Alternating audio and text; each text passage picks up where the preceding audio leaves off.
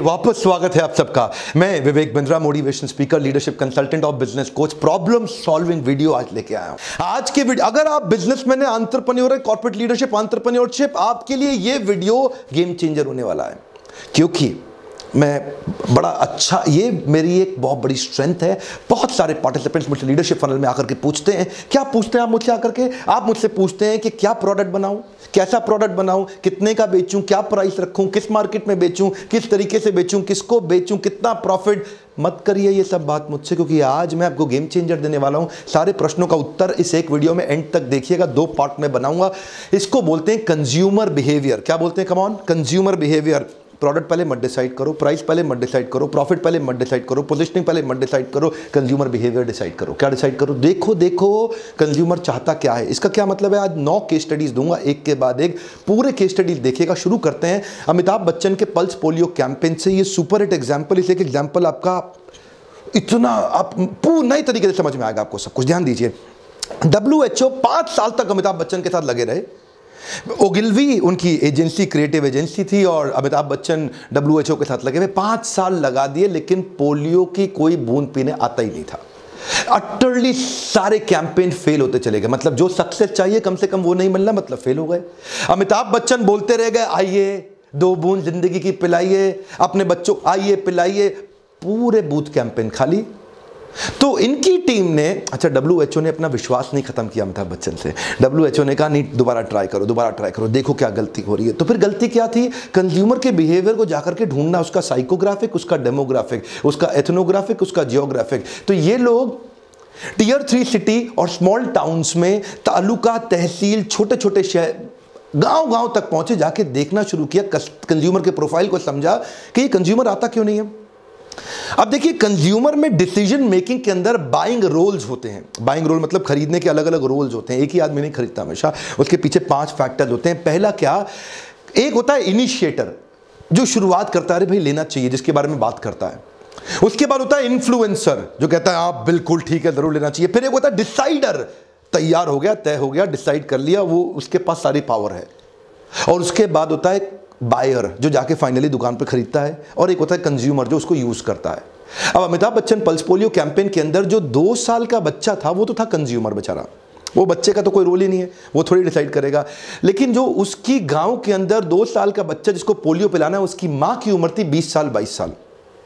वो 22 साल की मां, जिसके सास और ससुर 50 और 55 साल के हुआ करते थे, और 50-55 साल के सास ससुर वो कहते थे भाई मेरे बच्चों को पोलियो थोड़ी हुआ है इसको क्यों पोलियो इसको बूंद पिलाने की जरूरत नहीं है, पोलियो होएगा तो बूंद पिलाएंगे, अभी क्यों पिलाएं। तो वो भेजते नहीं थे उसको। यानी कि वो इन्फ्लुएंसर और डिसाइडर थे। और यहां इन्फ्लुएंसर और डिसाइडर के ऊपर काम ही नहीं किया अमिताभ बच्चन की टीम ने। क्यों? क्योंकि अमिताभ बच्चन आके प्रार्थना करते थे, रिक्वेस्ट करते थे। अब ध्यान दीजिए, वो 50 साल के सास और ससुर जो घर में बैठे थे पीछे, वो सास जो घर में बैठी थी, वो 1970s में अमिताभ बच्चन को एंग्री यंग मैन देखती थी। अब ये अमिताभ बच्चन जो एंग्री यंग मैन थे, आज भी मैं गिरे हुए पैसे नहीं उठाता, मैं आज भी फेंके हुए पैसे नहीं उठाता। वो बड़ी, आपने देखी हुई है ना, ये कई मूवीज देखी हैं। वो पोजीशनिंग बड़ी सॉलिड उनके दिमाग में छपी थी। इधर अमिताभ बच्चन आकर रिक्वेस्ट करता था, उनको रजिस्टर ही नहीं होता था। अमिताभ बच्चन हाथ जोड़ता था, उनको, अमिताभ बच्चन को उन्होंने एंग्री यंग मैन देखा, वो रजिस्टर ही नहीं होता था। अमिताभ बच्चन हाथ जोड़े, उनको रजिस्टर ही ना हो, क्योंकि उनके हिसाब से तो Amitabh Bachchan angry young man था। इन्होंने कंज्यूमर बिहेवियर को जाके, उसको साइकोग्राफिक, उसको डेमोग्राफिक को समझा। इन्होंने एड कैंपेन चेंज करा दिया। बोला अमिताभ बच्चन साहब सब कुछ चेंज कर दो, वापस उसी रोल में आ जाओ। बच्चन साहब गुस्से में आ गए, कब से कह रहे हैं तुम्हारे को, और वो उतना गुस्से में, उनके टोन में तो बोल नहीं सकता, आपने पीछे ऐड देखी होंगी। बस यही एक दिन देखना बाकी रह गया था। जब सब बहाने खत्म हो गए तो कुछ लोगों ने अपने बच्चों को पोलियो की खुराक न देने का एक नया बहाना खोद निकाला। जा, अरे भेजा है या भेजवा दूं? वो उन्होंने कितना गुस्से में आकर के बोला, एकदम इनको रजिस्टर हो गया। क्यों? इन्फ्लुएंसर डिसाइडर थे यहाँ पे ये। और अमिताभ, और उसके बाद क्या हुआ जी, पूरे पोलियो बूथ भर गए, और सब आ गए। उनसे पूछा अभी कैसे आ गए, अभी कैसे आ गए? बोला वो बच्चन साहब गुस्से में थे ना, इसीलिए आ गए हम लोग। हाँ, यही बात है। आप प्रोडक्ट क्या दे रहे हैं? प्रोडक्ट तो वही था ना, पोजिशनिंग क्या दे रहे हैं वो तो वही थी, प्राइसिंग क्या फ्री का था, लेकिन फिर भी नहीं बिक रहा था। फ्री की चीज भी लोग यूज नहीं कर रहे। ध्यान दीजिए, कंज्यूमर बिहेवियर को घुस के देखना पड़ेगा आपको। मैं बहुत सारे एग्जांपल्स आपको देना चाहता हूं। कैडबरी की केस स्टडी से शुरू करते हैं। 9 केस स्टडी दूंगा, दोनों वीडियो में मिला के सारी केस स्टडी देखिए। अगर आप सीरियस हैं तो इन वीडियोस को पूरा देखिए, घुमा घुमा के बार बार देखिए, आपको कई आइडियाज मिल जाएंगे। पैसे थोड़ी लग रहे हैं आपके वीडियो देखने में, लेकिन आपकी जिंदगी बदल सकती है। कैडबरीज जब शुरू में 1988 में आया था ना, मतलब आया तो नहीं था, चल रहा था काफी दिनों से, लेकिन उनकी मार्केट सैचुरेट हो गई थी। क्योंकि उनकी मार्केट थी 78% मार्केट उनकी केवल बच्चे थे, और वही बच्चों पे वो टारगेट करते थे। अब जो बच्चे थे वो बड़े हो जाते थे तो नए सेट ऑफ बच्चे आते थे, वो बच्चे बड़े हो जाते थे तो फिर नए सेट ऑफ बच्चे आते थे, तो उनकी मार्केट ना सैचुरेट हो गई। क्योंकि जब बच्चे बड़े हो जाएं तो वो चॉकलेट खाएं तो लोग कहते थे बच्चा है क्या, चॉकलेट खाएगा। सो मार्केट को रिटेन करना और ग्रो करना उनके लिए स्ट्रगल था। तभी अर्ली 90s में 92, 93 के आसपास इन्होंने बड़ा बोल्ड डिसीजन लिया।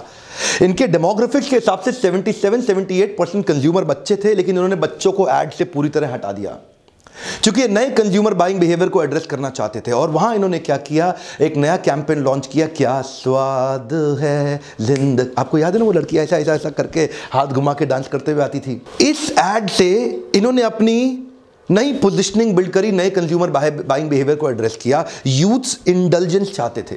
Youths wanted to acquire the licence of indulgence. उनको भी इंडल्जेंस चाहिए, उनको भी मजा चाहिए लाइफ में, उनको भी एक्साइटमेंट चाहिए। क्या स्वाद है, कुछ स्वाद है,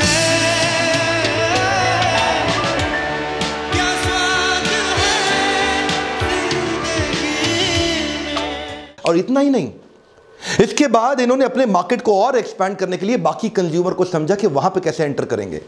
देखिए, एंटर बाद में करते हैं, पहले कंज्यूमर की मेंटालिटी को समझते हैं। पोजिशनिंग बाद में आती है, कैसे बेचूंगा ये बाद में आता है। इन्होंने शुभ आरंभ कैंपेन लॉन्च किए, इन्होंने फैमिली कैंपेन लॉन्च किए, इन्होंने कुछ मीठा हो जाए कैंपेन लॉन्च किए। तो बच्चों से यूथ पे गए, यूथ से फैमिली में गए, पूरे देश के अंदर छा गए। सन 2000 के बाद इन्होंने मिठाई से चॉकलेट को ही रिप्लेस करने का प्लान कर दिया। उधर मिठाइयों के अंदर वो मावा में कुछ अडल्ट्रेशन आया, तो इन्होंने चॉकलेट को कुछ मीठा हो जाए कैंपेन। अब तो कोई मिठाई दिवाली पे खरीदेगा नहीं, लो भाई चॉकलेट बांट। इससे क्या बोलते हैं, इसे बोलते हैं पहले कंज्यूमर बिहेवियर को समझो। जिलेट हमारे देश में आया, शुरू में लगातार फेल होता रहा।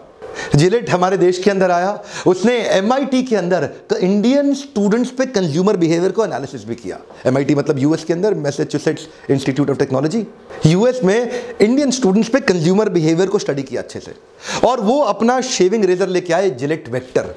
अब वो जो जिलेट इनका अमेरिका में चलता था ना, बहुत शानदार छा गया। और मेंटालिटी क्या थी, अमेरिकन माल इंडिया में ले आओ, इंडियन रेट के हिसाब से छा जाएगा, इंडियन अमेरिकन को लेके फ्लैट हो जाता। तो इन्होंने प्लास्टिक पुश बार का जिलेट का रेजर इंडिया में ले आए, कि उसमें अगर उसके पुश बार को नीचे प्लास्टिक के हैंडल से पुश करो और सीधा जो बाल शेव किए वो निकल जाएंगे बाहर। और इंडियन कंज्यूमर्स पे उन्होंने वहां पे रिसर्च भी कर लिया, तो कंज्यूमर बिहेवियर तो बहुत बढ़िया मिल गया, और फट से इन्होंने लॉन्च किया। ठाक मुंह की खानी पड़ी, नीचे गिरे बड़े जोर से। ध्यान दीजिए, कंज्यूमर बिहेवियर को रिसर्च स्टडी तो किया, लेकिन कहां पे किया, अमेरिका में किया। अरे भाई, इंडियन स्टूडेंट को किया, कोई बात नहीं, इंडिया में आके करना चाहिए था। क्या करना चाहिए, इंडिया, जब ये इंडिया में आया, इनका CEO PNG, Procter and Gamble, Gillette, इनकी बुद्धि चकरा गई। बोला ये क्या हो रहा है यहाँ पे, ये कैसे शेव करता है भैया, हम यहाँ पे रनिंग वाटर में करते हैं, ये मग्गे में करता है, पानी के मग के अंदर पानी डाल के वहां डुबो के साफ करके करता है, पानी का कमी है, ऐसा रनिंग वाटर तो है ही नहीं यहाँ पे। और ऊपर से वो क्या देखता है, यहाँ शेव भी रोज नहीं करते। शेव भी इंडिया में लोग पैसे बचाने के लिए 2 दिन 3 दिन बाद गांव तक गए, 3 दिन बाद जाके शेव करेंगे। और उतना ही नहीं, उसके बाद इंडियन बाल भी थोड़े मोटे हैं, बेचारे अमेरिकन के बाल भी पतले थे। अब ये अच्छा, उसके बाद जब ये धोए, उसके अंदर मग में डुबो करके, तो वो साफ ही ना हो रेजर। तो ये इनकी बुद्धि चकरा गई, बोला ये क्या हो गया। अरे कंज्यूमर बिहेवियर को घुस के प्रोडक्ट बेचने में लगे थे ना पहले। कम ऑन, क्या कर रहे थे, प्रोडक्ट बेच रहे थे। फिर बता रहा हूं, याद करिए, प्राइस बाद में डिसाइड करो, प्रोडक्ट बाद में डिसाइड करो, पोजिशनिंग बाद में डिसाइड करो, प्रॉफिट बाद में, पहले क्या करो, कंज्यूमर बिहेवियर। अब उसके बाद उन्होंने यहाँ की रिसर्च करी, 18 महीने की रिसर्च करी। उसके बाद डिटेल्ड रिसर्च के बाद इन्होंने प्रोडक्ट में बड़े चेंजेस लेके आए। अब जो प्रोडक्ट बनाया इन्होंने, क्योंकि पहले क्या था, वहां पे शीशा है नहीं, हाँ, और लोग जमीन पे बैठ करके मग में डुबो के शेव करें, तो अब इन्होंने पूरा तरीका चेंज कर दिया।